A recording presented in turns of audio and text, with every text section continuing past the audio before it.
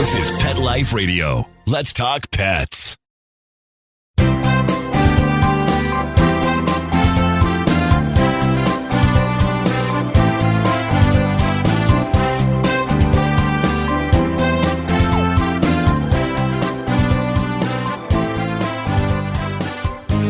And welcome. You're here live with Dr. Jeff Werber here, your host for the next 30 minutes on Pet Life Radio's Ask the Vet with Dr. Jeff. As I always say, we're here for you. We're here for your pets. So if you have any questions, anything that's bothering you, something you want to talk about, or just something you want to learn more about, now is your chance. It's free. It's telemedicine at its finest. And you can reach me, 877-385-8882. Once again, 877-385-8882. Or better yet, you can join me here live on Zoom. Just go to PetLifeRadio.com, click on shows, and scroll down to Ask the Vets with Dr. Jeff. And there is a link, a Zoom link left for you there by Mark, our producer. Click on it and you can join us here live. And of course, since we're all on video, you can bring your pet with you. That's even better. I always say a picture's worth 1,000 words. A video is worth 100,000 words. So that's why these companies, these telemedicines that just do it by phone, that's a waste. It's so hard. It's so hard to describe something. For the veterinarian, we want to see it. And if it's something that's moving, that's even better. So this is a great practice for you. So we'll start with the question. It says, good morning. How do you know when it's time to do a cleaning of the teeth if there's nothing obvious? Well, first of all, one good way is breath. And pets age. Once pets hit at least 3, chances are they're going to need some sort of routine cleaning. It might be once a year, might be once every 18 months. As they get older, might even be every 6 months. There's some small breeds, Maltese, Yorkies.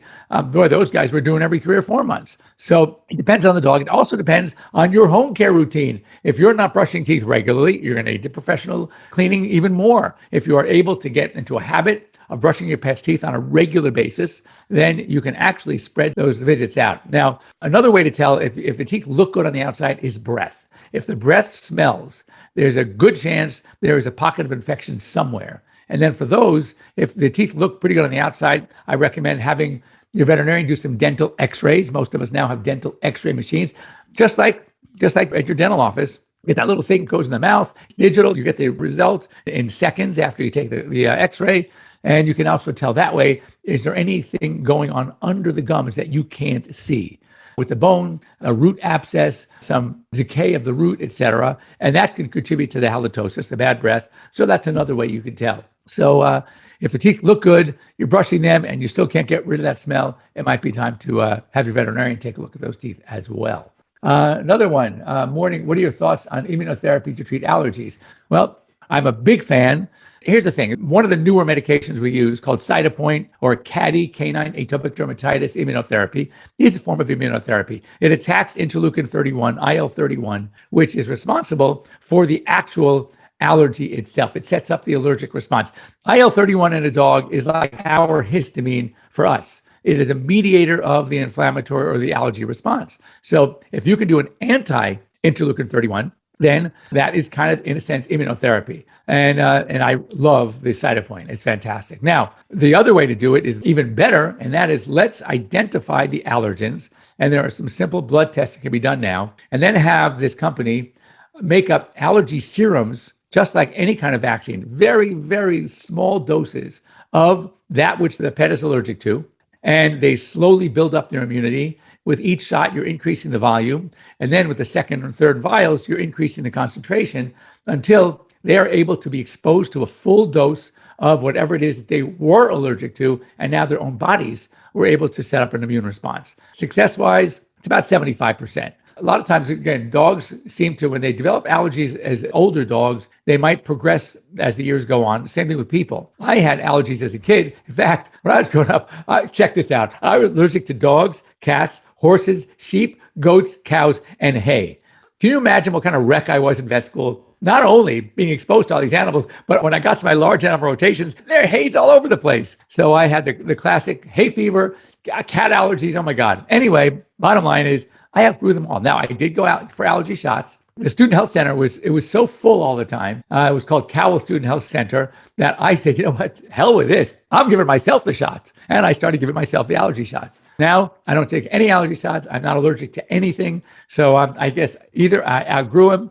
You know, I say with my first cat, I was a wreck. Now I have 5, but I was a wreck. The runny nose and the scratchy throat and you name it, I had it. The itchy eyes. And I was getting a small dose every day because now he was living with us. And then by the time I got my second cat, and then my third cat, I have 0 cat allergies now. So that might be a great way to do your immunotherapy. Anyway, stories in the news. I'll keep looking for questions and I'll try to get to them as the show goes on. Anyway, rabies. There was a report of some bats in West Hollywood, separate from my going on to the AVMA Smart Brief for the AHA Newstat. I was so surprised to see this. So bats we know carry rabies. And if one gets indoors, usually when bats come indoors, they're usually juvenile bats, and it was like a juvenile mistake. They just haven't honed in yet on their ability. They have their own sonar system, and they couldn't make sense of it, and they ended up in your house. Anyway, don't try to catch them. Never try to handle a bat with your bare hands. And interestingly, what you want to do is open the windows, open doors, let them figure it out and escape on their own. Now, there is a guide. It's called the Bat Conservation International online as a step-by-step guide for capturing and releasing bats. So if you should be so unlucky to have a bat fly into your home, you better get online and check out that site. It sounds pretty good. This I found very interesting, and I'll source it close to home. I'll explain why that in a minute. But there's an experimental gene-stimulating immunotherapy, let's talk about immunotherapy again, that is injected directly into the tumors of 5 dogs with glioblastoma. It shrank in all of them, and actually one of them completely eliminated the tumor. The gliomas are very similar in both pet, dog, and person. And now they're going to be experimenting on this treatment for people as well. And why interesting to me is that my mom sadly passed from glioblastoma grade 4, which was it's the worst. You hear about pancreatic. There are certain tumors that are truly a death sentence. And GBM4 is one of them. And, even pancreatic, if someone's lucky enough to catch it early and they can have the Whipple procedure. I know of 2 people actually that had complete pancreatic cancer and now are doing fine. So after the Whipple, of course, you have to take supplements. You have to do your digestive enzymes. But, they're alive. So anyway, that's cool. There's another one where, a lot of times we take from the human side, and it's great when the human side can learn something and take something from the veterinary side. So anyway, looking forward to that one. And by the way, brain tumors are even more common in people than they are in dogs. So this actually can be possibly a life extender or maybe even a life saver, which is great. So we've talked about this before, but studies are coming out now that, short of the Delta variant, there are more people are getting back to work. That might change again. Who knows what's in store for us in the future? But, trouble acclimating pets to a new schedule is really tough. And we're seeing and hearing a lot of cases of separation anxiety. Unfortunately, we're also hearing of some people bringing back the pets that they adopted during COVID back to the shelters now that they go back to work, which is not a good thing to do. There are ways to get around it. Anyway, one of the behaviorists, she is talking about you have to learn to leave them alone productively. What does that mean? Meaning being left alone and make it a positive experience. So what she recommends is there are certain cues that we go through that dogs get used to. Believe it or not, they're really smart. And they see for example, you're going to take your dog out for a walk. You don't have to do much more than just touch that leash, or they hear the jingle of that leash and they're already getting excited. So what you want to do is, and there are certain cues that you are not taking your dog. You're going to get your keys ready. You're going to go outside the door. You're going to get your coat. You're going to get your purse, whatever it is. They know, or you put them in a different room. What you want to start doing is going through those same clues and cues, but doing it while you're not leaving yet and rewarding them for it. So again, they think now when they hear those keys jingle, you grab your purse, they're getting rewarded as a positive experience, and you are going to stay home. And then what you do is then you can leave for a little bit. It's the whole idea is making the experience for the dog positive. Positive reinforcement works really well. And dogs will learn that when you go through this, they're going to get the reward. They know you're going to come back. And that's what's also important because they know you're coming back. Anyway, that is just one good thing to just keep in mind, that there are ways. It takes time. Well, anytime you're going to work on any kind of behavior modification, it's going to take time. So don't think you're going to get instant satisfaction. Next story up is fleas and ticks. And we know, as with most things that we talk about in medicine, and that is that it is better to prevent and treat, and less expensive too. So fleas and ticks, one thing I have to say, and again, I'm not one, well, if there's a recall of a food because it's dangerous, I'm going to let you know about it. And depending on the food, et cetera, it may not be super always so positive, but sometimes mistakes do happen. Sometimes good companies, sometimes you have companies that are being implicated a lot, then there might be something wrong. Now, probably the two most popular flea products from many, did I say that enough? Many years ago, close to 20, all right?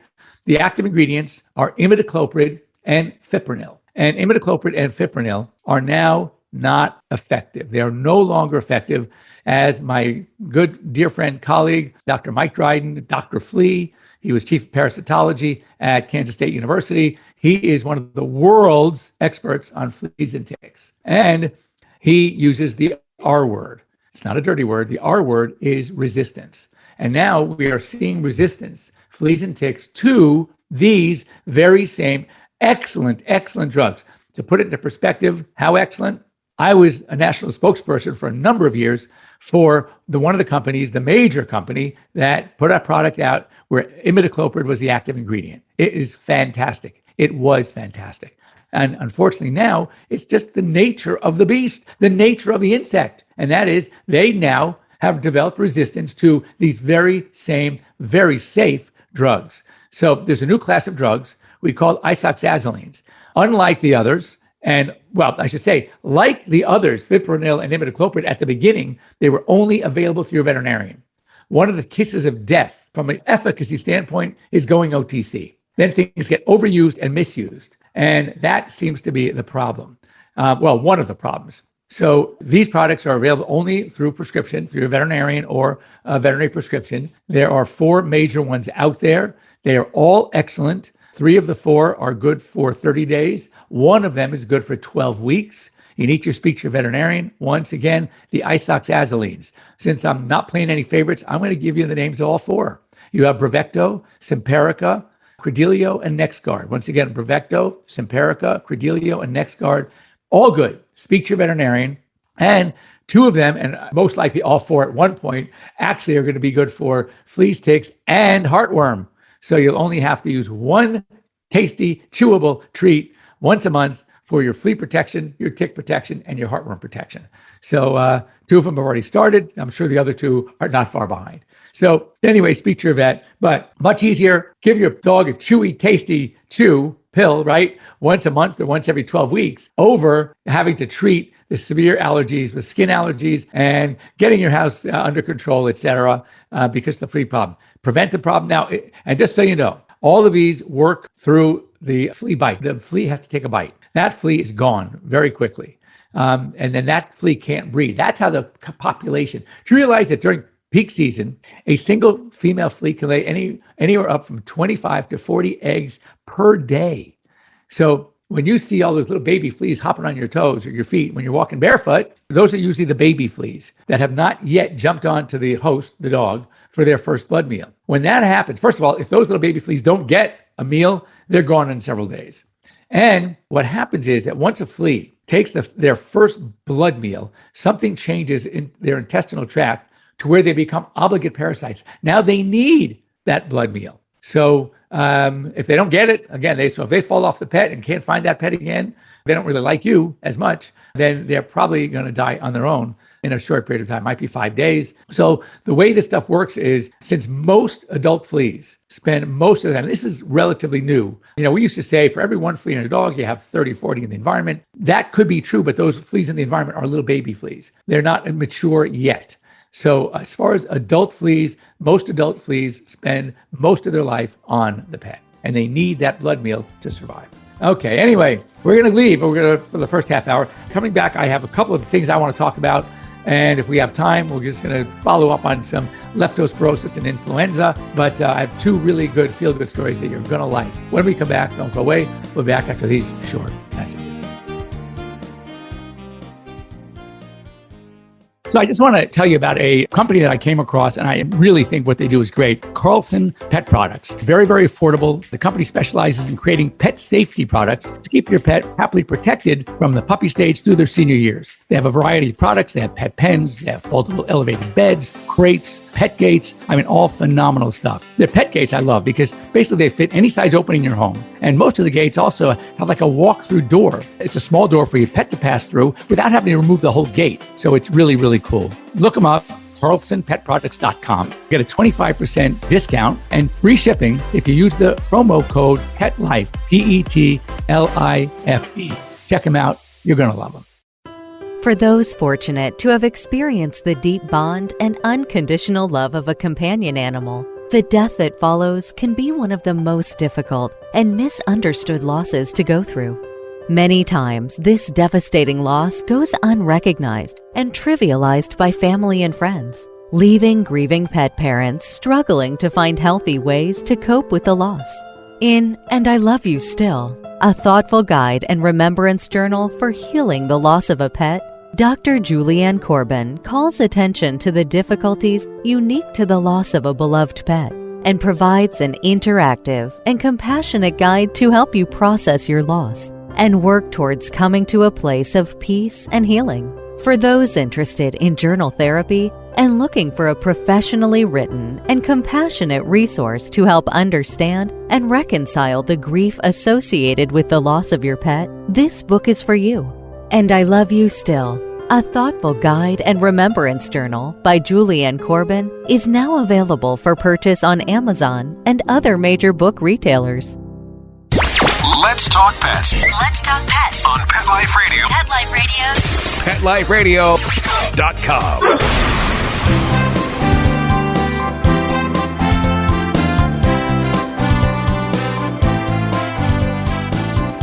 Okay, welcome back. You're here live with Dr. Jeff Werber here on Pet Life Radio's Ask the Vets with Dr. Jeff. During the break, I got a couple of questions, both linked to the same thing. So we want to talk about, is heartworm disease prevalent in Southern California? Because we're seeing a lot of mosquitoes. And another question came in right after that saying their dog is being bitten up by mosquitoes. So that is the answer to the first question. Yes, we are seeing mosquitoes. Years and years ago, I don't know if I shared this with you, I happened to have a golden retriever patient that was positive for heartworm, never having left Southern California. It was born here, never left, and it was such a puzzle because at that point, we really didn't have a big mosquito and heartworm problem here in Southern California. So anyway, the Southern California Heartworm Prevention Society came out. They wanted to examine the home. Is there any link to mosquitoes? And the first thing they noticed, how close this home was to Forest Lawn Cemetery. That moment, the magic moment. So they went up to the cemetery and they lifted up some of the headstones, thousands upon thousands of mosquito larvae. Why? Because the mosquitoes need the heat and they need the moisture, all right? And so we don't have that type of climate here. But like in the South, it's huge where it gets really muggy. So that is one of the problems. So because of the proximity to the cemetery, there were a lot of mosquitoes and these mosquitoes. So I think the mosquito is called Culex quincofasciatus. That's a $10 word. Use it the next time you play Scrabble. And anyway, the mosquito itself is a year-round mosquito, and B, obviously starting to thrive more and more and more. And now even in my West LA home, I see mosquitoes. So I started testing my dogs. They were heartworm negative and putting them on heartworm prevention. So I would highly recommend for any of you who are seeing a lot of mosquitoes around your homes, yes, I would highly recommend using heartworm prevention. You want to start with a heartworm negative test. So make sure to have your dog tested first and then start with the prevention. And talk to your veterinarian, of course, but I think it would be very important to do so. Okay, next up, two feel-good stories, and one after another, and I kind of really like them. I hope you will too. So there was a British military veteran. His name was Paul, nicknamed Pen Farthing, all right? And he served in Afghanistan, in Kabul. And right after his service, he stayed there and he opened up a pet shelter. He realized the problem with unwanted pets. And he opened up a pet shelter. It was literally full. Well, he just got permission from the United Kingdom government, the UK government, to bring the 140 dogs and 60 cats in that shelter out of the shelter and bring them to England. Not only the animals, but also he agreed to bring the shelter staff and their families to come and live in England, which is obviously for them a huge change. And the UK sent out a chartered jet to pick them all up, including all the animals. That's really, really cool. Hats off to the UK. So then the next story, which is also really good, comes from the United States.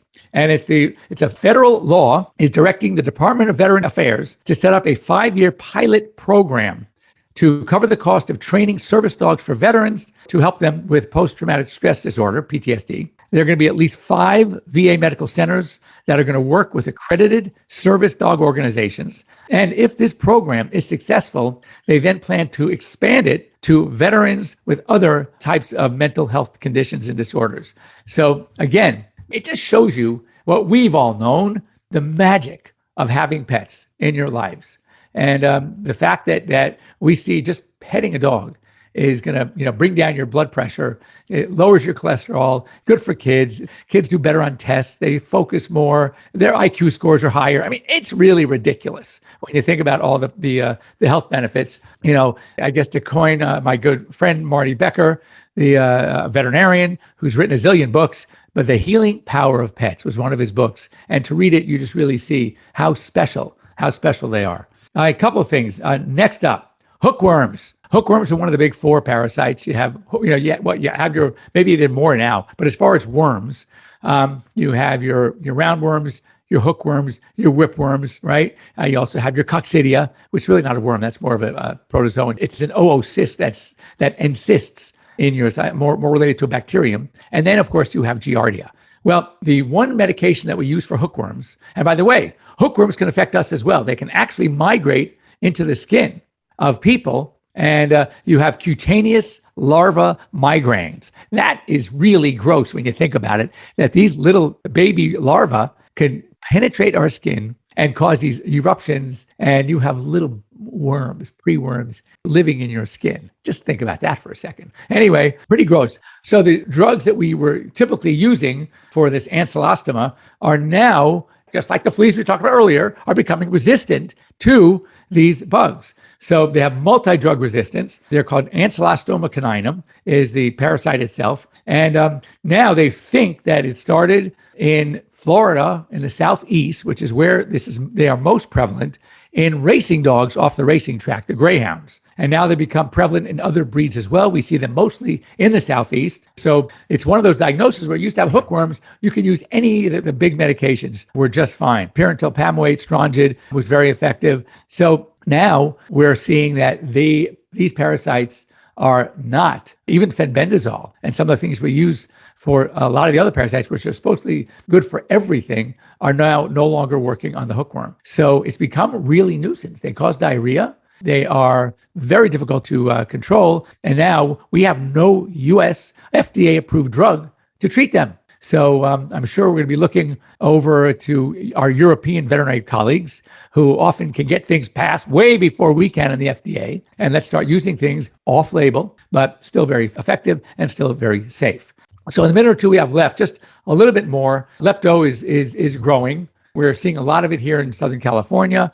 Basically, in a sense, it's kind of our fault. In fact, talk about fault. Just yesterday, I was walking from a friend's house to my house. He lives down the block from me. And I see these two, it was about 8:30 p.m. So it was pretty much dark. And I see these two look like happy dogs running down the street. They were coyotes, one after another. And they're running. In fact, some car stopped when I was crossing the street, said, "Are those your dogs?" I said, "Those are dogs. Those are coyotes." And the coyotes, they used to live up in the hillsides and the mountains, north of here. And we are developing all these areas. And so we are forcing them out of their areas, and they're getting hungry. They have pups to feed. So they're out looking and searching for food. Okay. Sometimes that food might be your small dog.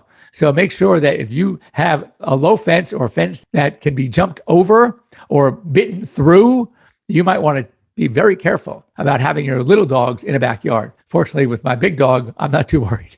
But even though, so I saw them running, I clapped my hands and they just took off. They still are a bit afraid of humans, which is a good thing. But my point is that when they defecate and they urinate, especially on your lawns, or not your lawns, but just on the grasses in the neighborhood, and then the sprinklers go on and there's runoff, and then you walk your dogs and there's runoff and they lick the grass or they whatever they're doing, and that's how this leptospirosis is being shed. Another problem that we're seeing now is a larger amount, I should say, of influenza. Now, years ago with H3N8, which came out, I guess was noted first, one of the companies that was making the vaccine gave us test kits to test for the influenza, and we had no positives. Now, recently, there were 11 positives, these dogs that are going to daycare, going to boarding facilities, going to grooming facilities, and there were 46 more that were on the list of possibilities.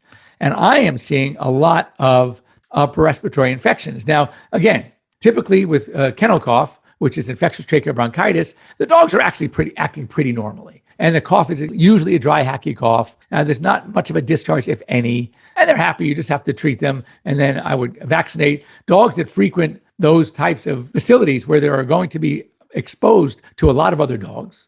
I recommend every 6 months going Bordetella. But these dogs are much sicker. And the sicker dogs with more signs of like a pneumonia probably are the influenza. It's either H3N2 or H3N8. And the vaccines, the influenza vaccine, gets both of the strains. So I would highly recommend speaking to your veterinarian if you have heard of cases in your area, if it is recommended by your veterinarian, and if you frequent these places, you definitely want to talk to your vet about getting the vaccine. It would be very protective. For those of you who are on Instagram, I see a lot of you are, go on to my good friend Mike O'Hearn. He and I did some pieces the other day. He is the greatest guy. I mean, look at this guy. I mean, he's huge. He's the titan. He's the man. And yet, when you see a big guy like this and how he interacts with his dogs, he is the softest guy on the planet. It's unbelievable. And again, that's the effect that dogs have on us. Taking a big guy like that, probably one of the strongest men in the world, and you see how he becomes butter when it comes to his dogs. He's like such a softie. So anyway, we did some fun stuff. He's a great sport, and I love doing stuff with him. So check him out as well. And anyway, for any of you that have questions, if I didn't get to, you can always email them to me, Dr. Jeff at PetLifeRadio.com. You can always send me something on Instagram. And I'd love you to tell your friends to sort of start following me on Instagram. I try to post some really, really, really cute stuff every day, or at least every other day. One who helps me with social media is trying to get me, not every day, but every minute. But that's not going to happen. I'm too busy seeing your patients to start doing this. But anyway, have a great week, everybody. Next week, I will most likely not be here, going to Park City, Utah, to go to a friend's daughter's wedding. I'll be there literally for the day, Sunday, setting Sunday night, then coming back Monday morning on Labor Day. So yeah, it'll be a pretty busy week. And I don't know if I can do the show from the air. And I think I will be flying at this time. So anyway, we'll see you though the following week. But as far as questions, don't wait for the show. You can get a hold of me anytime. And also, if you are not on AirVet yet, you definitely want to download AirVet. It'll give you access to me or another veterinarian 24/7. Don't rush to the exam room. You go to an emergency room. I just talked to someone this morning. I took a call, a virtual visit, as I like to call it. And she calls her local. Now, she's not in Los Angeles. She is in Wisconsin. And to go to the emergency clinic was a 4-hour wait. That's Wisconsin. Here in LA, it's 12 hours. They tell you. If they don't think just by the phone call or your history that it's not a life-threatening emergency, they tell you not to come. Well, that's crazy. You want to talk to a veterinarian. So that's the way to do it. AirVet. All right. See you in 2 weeks, everybody. And if I don't see you on Labor Day, I won't. Have a wonderful Labor Day. And we will see you in 2 weeks. Be well. Let's Talk Pets every week on demand, only on PetLifeRadio.com.